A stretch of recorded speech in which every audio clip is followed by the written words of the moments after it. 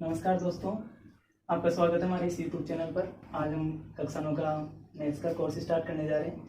इसमें सबसे पहले प्रश्नावली है संख्या पद्धति। इस प्रश्नावली को पढ़ने से पहले अपन कुछ टॉपिक्स को पढ़ेंगे, उन टॉपिक्स को समझेंगे। और जैसे संख्या पद्धति है तो सबसे पहले अपन संख्याओं के बारे में जानेंगे कि संख्याओं के प्रकार क्या होते हैं, और फिर प्रश्नावली को सॉल्व करेंगे। प्रत्येक प्रश्नावली को सॉल्व करने के बाद में कुछ क्वेश्चंस वीडियो के एंड में आपको दिए जाएंगे, आप उनको सॉल्व कर सकते हैं।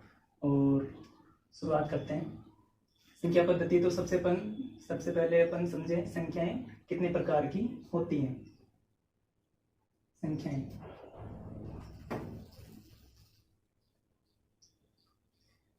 संख्याओं के प्रकार, सबसे पहला प्रकार आता है इसमें प्राकृत संख्याएं।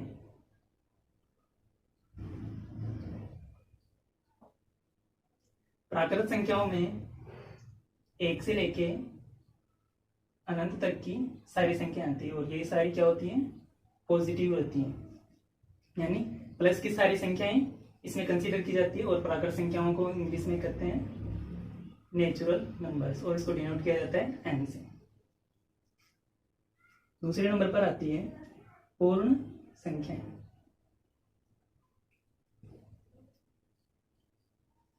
पूर्ण संख्याओं को W से डिनोट किया जाता है, यानी ये होल नंबर्स होते हैं। इसके अंदर जीरो को भी कंसीडर किया जाता है, जीरो से लेके अनंत तक, और ये सब क्या होते हैं? पॉजिटिव में रहते हैं, यानी प्लस की सारी संख्याएं और जीरो। इसको अपन ऐसे लिख सकते हैं, प्लस की सारी संख्याएं और जीरो। ये दोनों किसमें आते हैं? पूर्ण संख्याओं में, और इसमें सारी सिर्फ प्लस की संख्याएं ही आती हैं। तो तीसरे नंबर पे है पूर्णांक संख्याएं।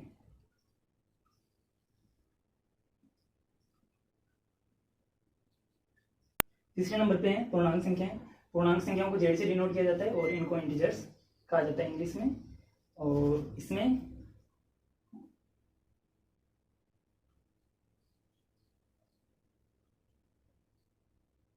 माइनस की सारी संख्याएं, जीरो और प्लस की सारी संख्याओं को कंसीडर किया जाता है, यानी माइनस अनंत से लेके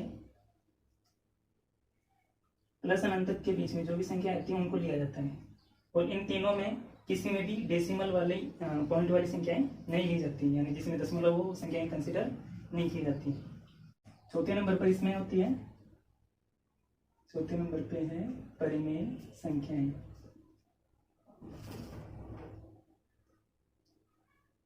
परिमेय संख्याओं को डिनोट किया जाता है क्यों से। और परिमेय संख्याओं की अपन अगर परिभाषा दें तो परिभाषा के रूप में इसको P बटा Q के रूप में लिखा जा सके, जहाँ पे Q जीरो नहीं होना चाहिए। ठीक है, तो परिमेय संख्याएं कौन सी होगी? जिनको P बटा Q के रूप में लिख सकते हैं अपन, और जहाँ पे जो Q है नीचे वाला डिजिट ये जीरो नहीं होना चाहिए। तो वो सभी परिमेय संख्या की। परिमेय संख्या के अंदर जैसे अपन लिखना चाहें 2/3 और 4/7, और पॉइंट वाली संख्याएं 0.8, 7, 0, 1, मतलब ये सारी संख्याएं कौन कौन सी हो गई? प्लस की सारी संख्याएं, माइनस की सारी संख्याएं, जीरो और पॉइंट वाली संख्याएं, ये सब इसके अंदर कंसीडर की जाती है। हमने पढ़ लिया प्राकृत संख्याएं। प्राकृत संख्याएं अंग्रेजी में नेचुरल नंबर्स होती है, और पूर्ण संख्याएं इनको होल नंबर्स कहते हैं अंग्रेजी में। और पूर्णांक संख्याएं ये जेड से डिनोट की जाती है, और इनको जेड से डिनोट क्यों किया जाता है? इसे तो पूर्णांक संख्याओं का अंग्रेजी नेम होता है इंटीजर्स, बट इनको जेड से डिनोट किया जाता है। जेड यानी होता है जहली, जिसका अर्थ होता है गिनना, तो इसका नाम यहाँ से लिया गया है। और परिमेय संख्याएं ये क्यों से डिनोट की जाती है? परिमेय संख्याओं को अंग्रेजी में बोला जाता है रेशनल नंबर्स, और इनको क्यू से डिनोट किया जाता है, क्यू यानी क्वोशेंट।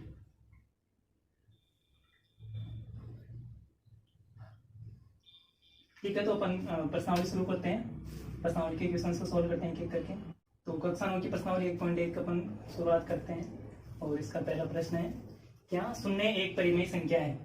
क्या इसे P बटा Q के रूप में लिख सकते हैं, जहाँ P और Q पूर्णांक है और Q not equal to zero, यानी Q जीरो नहीं है।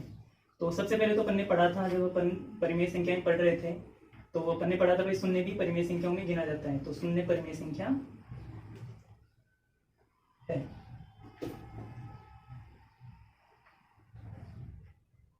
शून्य परिमेय संख्या है, ठीक है। और उसके बाद में ये पूछ रहा है अपन से, क्या इसे p बटा q के रूप में लिख सकते हैं, जहाँ p और q पूर्णांक है और q नॉट इक्वल टू 0, यानी नीचे वाला जो डिजिट है उसको अपन को 0 नहीं लेना है, अपन इसको 2 3 कुछ भी ले सकते हैं XYZ 0 के अलावा, जैसे 7, और ऊपर अपन 0 लिख सकते हैं। तो इस तरीके से अपन इसको डिनोट या दर्शा सकते हैं, ठीक है। तो 0/2 का मतलब भी 0 होगा, 0/3, 0 की बटा में कोई सी भी संख्या लिख दो सिवाय 0 के, तो वो क्या हो जाएगी, 0 ही रहेगा, और माइनस की संख्या नहीं होनी चाहिए, बस नीचे वाली।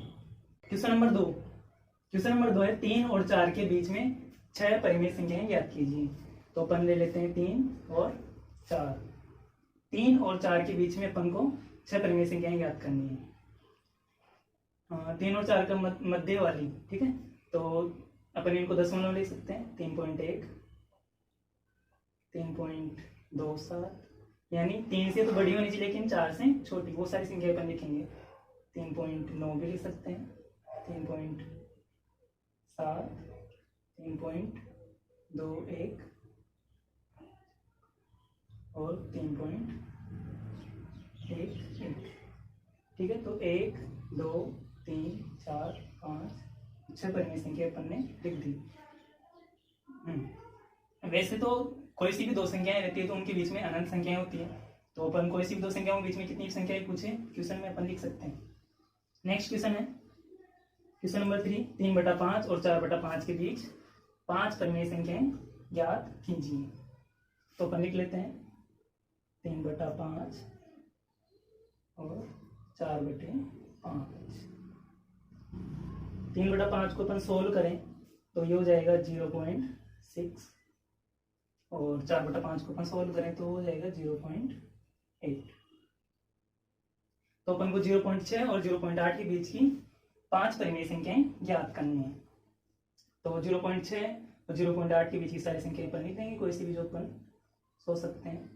0.7, 0.67, 0.69, 0.71 और 0.723।